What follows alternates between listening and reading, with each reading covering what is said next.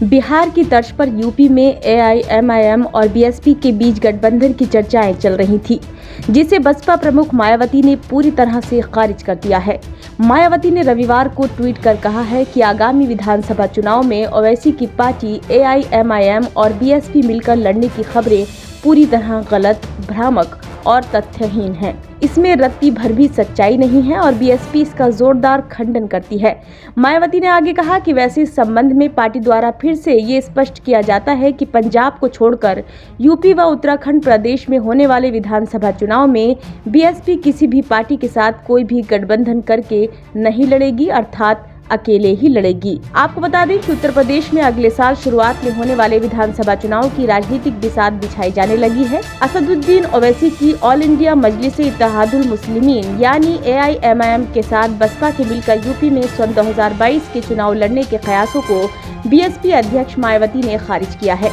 ऐसे में सवाल उठता है कि आखिर क्या वजह है कि यूपी में तथाकथित सेक्युलर दलों के लिए असदुद्दीन ओवैसी अछूत बन गए हैं, जिसके चलते बसपा से लेकर सपा और कांग्रेस जैसे दल एआईएमआईएम के साथ सूबे में हाथ मिलाने के लिए तैयार नहीं है।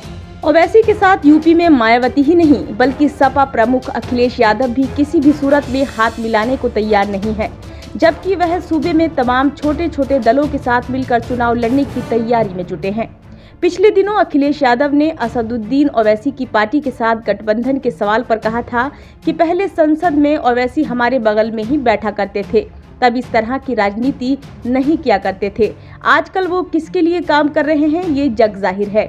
हम साफ कर दें कि यूपी में हमारा 3 दलों के साथ गठबंधन है। ऐसे में जो भी दल बीजेपी से मिले हुए हैं, सपा उनसे दूरी बनाकर चलेगी। वहीं कांग्रेस पहले ही साफ कर चुकी है कि यूपी में किसी भी दल के साथ गठबंधन नहीं करेगी। ओवैसी यूपी में चुनावी मैदान में उतरकर मुस्लिम मतों को अपने पाले में लाकर सेक्युलर दलों का सियासी खेल बिगाड़ सकते हैं। ऐसे में अगर उन्हें मुस्लिम वोट भी नहीं मिलते तो वो अपनी राजनीति के जरिए ऐसा ध्रुवीकरण करते हैं कि हिंदू वोट एकजुट होने लगता है। ऐसे में तथाकथित सेक्युलर दल अगर ओवैसी के साथ मैदान में उतरे तो उन पर भी मुस्लिम परस्त और कट्टरपंथी पार्टी के साथ खड़े होने का आरोप लगेगा। यही वजह है कि ओवैसी के साथ बिहार, पश्चिम बंगाल और अब यूपी के विपक्षी दल हाथ मिलाने के लिए तैयार नहीं है।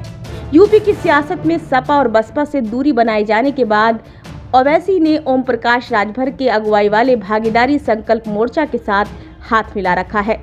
मायावती के सार्वजनिक रूप से इनकार के बाद असदुद्दीन ओवैसी ने भी रविवार को ट्वीट कर कहा कि उनकी पार्टी उत्तर प्रदेश में ओम प्रकाश राजभर की अगुवाई वाली सुहेलदेव भारतीय समाज पार्टी और कुछ अन्य छोटे दलों के फ्रंट भागीदारी संकल्प मोर्चा के साथ मिलकर चुनाव लड़ेगी।